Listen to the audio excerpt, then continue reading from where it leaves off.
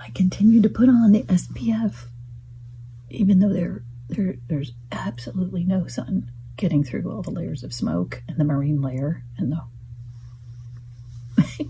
hope springs eternal that I will need protection from sun rays.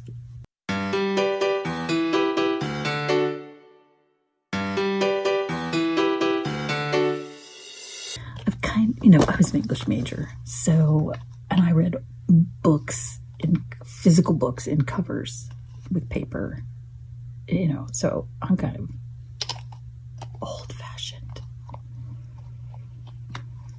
So this whole YouTube thing, but wow, I have gotten to know it now that that our lives have imploded. I've had time to look at YouTube, and I have learned so much. There are such talented people on YouTube. So I'm watching this guy last night talking about how you can have your own YouTube and you can monetize it, and what's your bigger goal in life, and you're a thought leader when you're on YouTube, and get convicted. I'm like, I'm convicted. So it feels really exciting, and I'm a little embarrassed how excited I am. It could work. What if but that's part of the fun. Remember thousands of years ago when I did little community theater things. It doesn't matter that it's little community theater. It doesn't matter at all. You are putting on something that you haven't done before, and you hope it's gonna go. You don't know until it's out there if it's gonna go. One of the first things this young man, so charming, said about what you need on your YouTube station is, why are you doing this? Which is an excellent question. And it's not like, why are you're trying to make money? It's not like that. It's more, what is the message you want to put in the world? What are you trying to encourage? And so I really appreciate that it's not, he was saying, if you're just showing off your bling and, but if you want to be supportive and creative and support other people, he was giving examples of like a guy who shows people how to do home theaters, or a woman who has fashion tips for women over 40.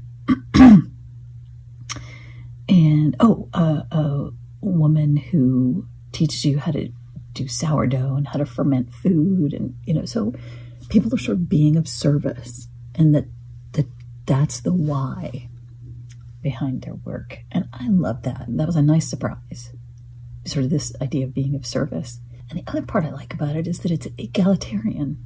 It's like everybody has a shot, and you'll pull people to you that are your tribe, and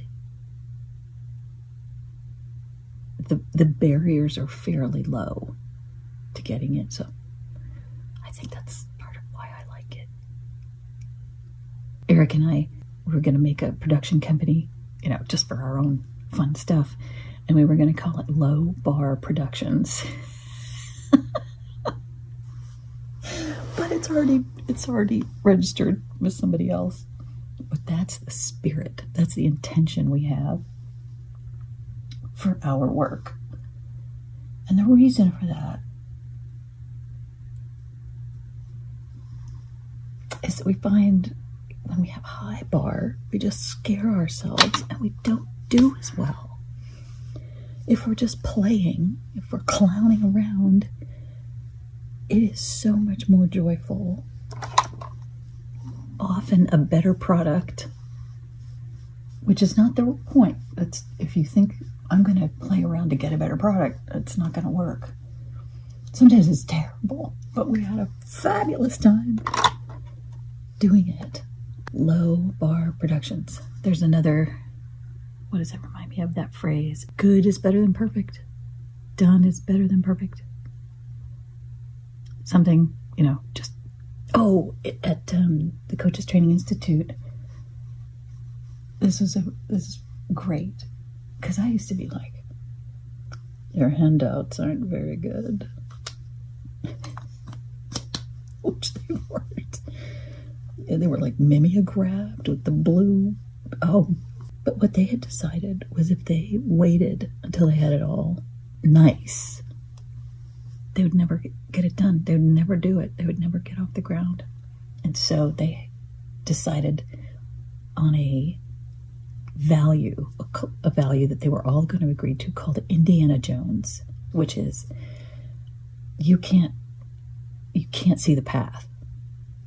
There's that scene where, someone has told him, step out off the cliff. And he's like, what?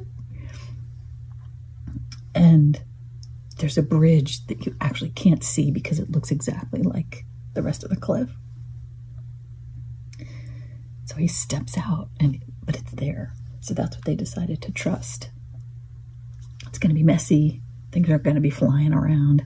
Not everything's going to land just right. But the adventure has begun.